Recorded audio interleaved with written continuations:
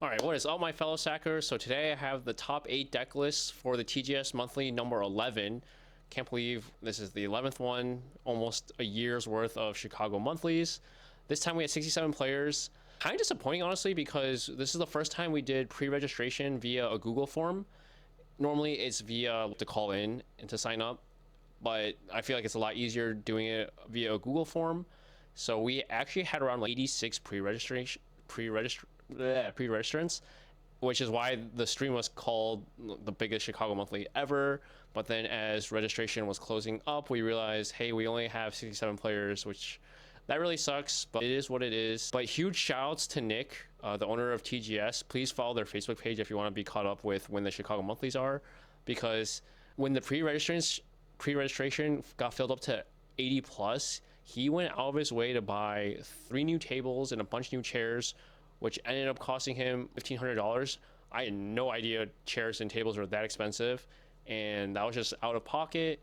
So big ups to Nick for doing that for the Edison community. He just really wanted to accommodate everyone. So it really sucks that we didn't get the full house that we were expecting, but hey, still a good turnout. So 67 players fought out for a Ghost Black Rose Dragon.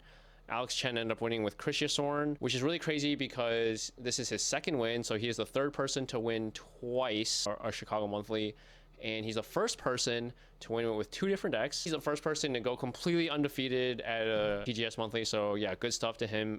Definitely writing Chicago Edison history.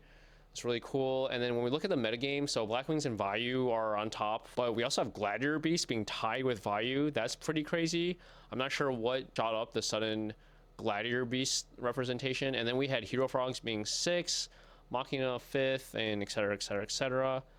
I guess one thing to note is Hero Beat, it says 3, but there's actually 2 Diva Hero Beats. So if you combine those 2 together, there's actually 5 Hero Beats in total.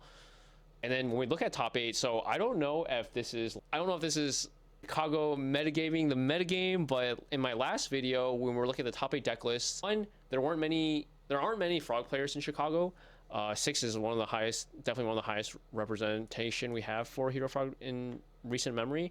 But also, in my last video, I was talking about how no one is respecting frogs in their side deck. Very few people actually had the normal, frogs normally have at least like 7, 8 cards even ready for them in any given side deck, but in our last monthly, very few people had that many. And this time, 3 Hero Frog players top. That is the 50% conversion rate. You know, enter 3 top 8, which is unreal. So I don't know what's going on. I don't know what the hell's happening. I don't know if this is just like coincidence or people are actually just metagaming. But anyway, we can move on to the deck list. So let's start with 5th through 8th. So starting off, Azuku on Gladiator Beast. Azuku's a completely OG player. I've known this guy for a long time, and it's good. I know he's been dabbling in Edison for a while, and this is his first tournament that he finally decided to show back up on, and he killed it. So 44 card Gladiator Beast. I know it's kind of weird, but and I know it's weird because he's playing 3 upstart 44 cards, like that's going on. But his reasoning was that he didn't want to draw Secular. So by playing upstart, you're still technically playing like 41 cards, but you get to not draw Secular. You get to like actually tag into him or test tiger into him instead. So that was his reasoning. I think he said going forward, he's probably just not going to do that and just not play upstart Goblin. And he also said that he would play a second ready Ari if he had one. Dude, this guy just pulled out his OG collection. He's got double CP Bottomless, CP Dust Shoes, CP Books, and CP Liquori, CP or Turtle Pack Liquori, Turtle Pack Bestiari, but he didn't have any of the Gladiator Beasts like all the other ones. Like, he had to borrow like commons, so it's pretty funny that his deck's like being down, he just says like common Gladiator Beasts. And then for his side deck, I think it's pretty standard. Iron Wall is the only thing that kind of sticks out, but it makes sense. You're not banishing anything except with Deep Prison Bottomless, so if you just decide less on those and more on, you can just take him off for like Dust Tornado, Smashing Gun, whatever you want. So that's pretty cool. And then his extra deck, I know it looks pretty funny, but you don't really need anything else besides these cards. So congrats to Zuku, dude. He's been one of the best judges for Chicago that Chicago's ever seen. I don't think anyone would really disagree with that. And the dude is known for playing Hero B and GBs. So the dude's a menace. He just wiped off the rust and auto top 8'd his first monthly back. Good stuff with Zuku. RJ, he topped with Hero Frog, and he didn't want me to leak his list. He plans on playing it at a larger event at some point. But all I'm gonna say is I've never seen a Hero Frog list even close to his. His Hero Frog, it is spicy as hell. I cannot leak it though. He does not want to leak it. So hopefully he ends up topping a big event and will eventually leak it once he's gotten his success with it. But just it's spicy as hell. I'm sorry, I can't leak it. Don't ask me for it. I will not reveal it. And then Sensei Matt Kalenda, our 2023 national champion, playing Black Wings this time. I hate him for not playing Vayu as much because he is my Vayu inspo, but it is what it is. This list is surprisingly enough, I know it's just Blackwing and Blackwings is pretty streamlined, but it is exactly, it's 39 out of the 40. I don't know if I made impression in Blackwings. Everything else is exactly what I would want to play.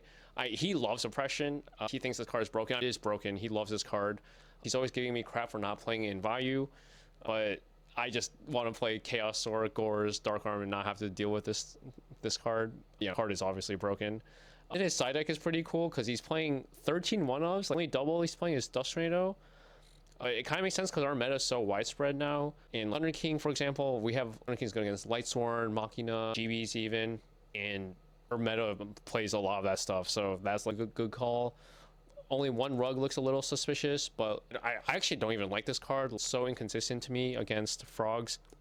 They're always playing around it, or they're summoning Unifrog first to pop it. And then the other cool card is 7 Tools. So a lot of Blackwing players, like Swagger for example, were playing Trap Stun because traps is just strong right now. But 7 Tools is a counter Trap Stun because you're like Icarus or Deck Dev or whatever's getting Trap Stunned, and you can't Trap Stun back because you'll just negate your own trap card. But then 7 Tools negates the Trap Stun. So that's some technology. And then looking at the extra deck, it's standard. Just playing the second or Mr. Worm over the second Armor Master. Good stuff to Sensei. And then last of top 8 or 5th through 8th is David. David is probably our most consistent. He enters the most locals and stuff with Hero Frog. He is a resident Hero Frog player. He got top 8 at RBET New York with Hero Frog, playing a very similar list. Really proud of him for sticking with this deck because this deck is really hard to play and he's like get success with it. He's definitely been on like the double Ryza, triple swap, and double e-call. He's just valuing consistency and trying to just like say, like, if I see my engine, I'm gonna grind you out, like outplay you. The only change I see in his deck list that I don't think he normally plays is the Karmaka in the main, but I'm not sure what he took out for this. I don't remember his complete list off the top of my head. And looking at his side deck, pretty standard. Vortex is a little not standard because I feel like more Frog players just play Soul Exchange for monster removal, but Vortex is still really good for all the degenerate stuff. Like Lightsworn too, it's like Storm Dex is really good, obviously. And then it's funny because he was telling me like he was like any random given day he's between 1 and 3 deep prison. So I guess this day he was on 1. So yeah, good stuff to David. Okay, moving on to top 4, we have Spencer. So Spencer's playing Instant Zombie. He just won our last month's tournament, and now he got top 4 again. So going 1st and 4th back to back is really, really impressive in my opinion. Like, I'm very impressed by consistency rather than one-shot wonders. So that's awesome. And his deck is a little different because I'm pretty sure, I could be wrong here, but I know like for sure he didn't have Mirror Force in his last deck list because he forgot to add it onto his deck list, so he wasn't playing with Mirror Force. And then I think he was only on 2 D Prison, and now he's upping to 3, so he's on 2 extra Battle Traps. It's really interesting because with the degenerate decks, like the Battle Traps are not as good, but you know IRL is not caught up. There's a little lag between IRL and online. I know like Zabo, the guy who got 2nd at Sacramento and 2nd at Anaheim playing zombies, he doesn't like the Battle Traps. Like, I think he's only playing like maining 1 D Prison, 1 or 2 D Prison. I think it's only 1, but he was saying like I know zombies just don't like Battle Traps as much because they want them to attack into your recruiters. But I digress. Looking at the side deck, I don't think he's changed anything except for playing Fossil Dyna. I know this card wasn't that good for him and he was thinking of cutting it. It's not as good in zombies as compared to like Vayu because like, solo Fossil Dyna never like solos the game. Like even Fossil Dyna with back row isn't really gonna do much. Like there's a lot of cards that out 1200. You normally need another body or else you're kind of just locking yourself, and zombies is a deck that needs to special summon a lot. So yeah, I don't think it's as good. Like using a normal summon and then having to have another body is pretty tough. So I don't know if it's good enough in zombies. Like I feel like Vanity's Fiend is just easier to play, but it is a lot of tribute. So yeah, I mean everything else I know he loves, like double assailant, vortex and double smashing ground, double rug and skill drain, his signature trap hole. Like he loves that card. I know when he flips it, he has the biggest grin on his face when he flips that card on Blackwing. They're just like, huh? Top dispenser. Consistency is key. And speaking of consistency, we have Marcus getting third at Orlando, now top 4 at TGS Monthly. So Marcus is killing it. He's playing Blackwing. I know it's just Blackwing, but it's this specific 40. I know him and Chai have been really, really high on, and they've been playing it like the same 40 for a while now. And then the side deck is different from his Anaheim list. I don't know if he was just trying to metagame for Chicago. He probably is, because he is playing one Cyber Dragon and a System Down, because Machina was very prevalent last month. He's playing Skill Drain. I don't know. Skill Drain, Compulse, I don't think that were in his list before, and I don't know if he's just testing stuff or he just trying to metagame Chicago, but you know, and then it is just Blackwing, and this extra deck's exactly the same. He said he does like the second Armor Master over the Mistworm. Yeah, good stuff to Marcus, man. Subscribe to Metaphos if you haven't already. And then second place, Andrew. So Andrew was actually at Orlando, and he finished X1 day 1, so 6-1. And I think I don't know if he lost both, or he definitely lost one of the 2 rounds, at least day 2. But regardless, that's still really good showing from him. And I know he's been playing this Spice for a while. At Locals, I see him play this Spice. Like, he's playing Death Frog, he's playing Prisma. I think I heard him say Alias. He's playing Prisma over Alias, and I think he said the 200 attack only came up like 1 time for him. Or else like Prisma is just like more consistent. And he's only playing 1 Dupe Frog. Kind of makes sense, because like unless you need to go double dupe, like you're just soft locking most of the time. But you know, dupe lock is broken, so I don't know. And then he's playing 1 Deepris and 1 Yada, which I think is cool, because most people, at least for me, like I'm just expecting the triple Raigeki break in 1 Mirror, 1 Torrential, 1 Dushu most of the time. If I see a Deep Prison or a Legacy of Yada, I'll just be like, I have no idea what this guy's playing. Like I have no idea how many Yada Grosses this guy's on.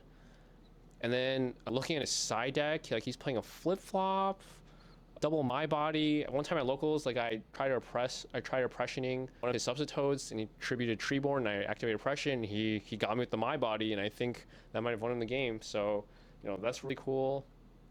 Karma Cut being sided in a lot more is, I think, going to be more popular, because this card is chainable, banishes everything, and the card's crazy if you can afford the cost. And then Super Poly, I feel like this card has gone down in stonks recently because of less Hero Frog. You know, people more playing like other Frog variants, and Diva Hero and Hero B aren't as popular anymore, but he likes the card, I guess. And then, dude, his extra deck, dude, look, like this guy's playing D3S Frog with Super Poly. He's playing Terra Firma to reveal Ocean for Prisma. He's playing Malicious Fiend to reveal Malicious Edge with Prisma.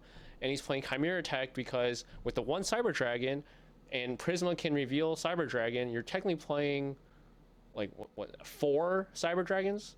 So you know, that's pretty cool. That's like I love it when your engine can become also a side engine, if that makes sense, because of like a few cards. So that's really, really strong. But then because of all these fusion monsters, he's not playing Colossal, Thought Ruler. Some people play Urbellum. He's not playing Junk Warrior, which I think definitely comes up. But you know, if it didn't come up for him, it didn't come for him. So those cards are definitely less played in general. Anyway, like when you play Hero Frog, you're not making 8s that often. So yeah, good stuff to Andrew. He's definitely been on the grind, and the fact that he's made kind of his own unique brew and doing well with it is awesome. I love to see that.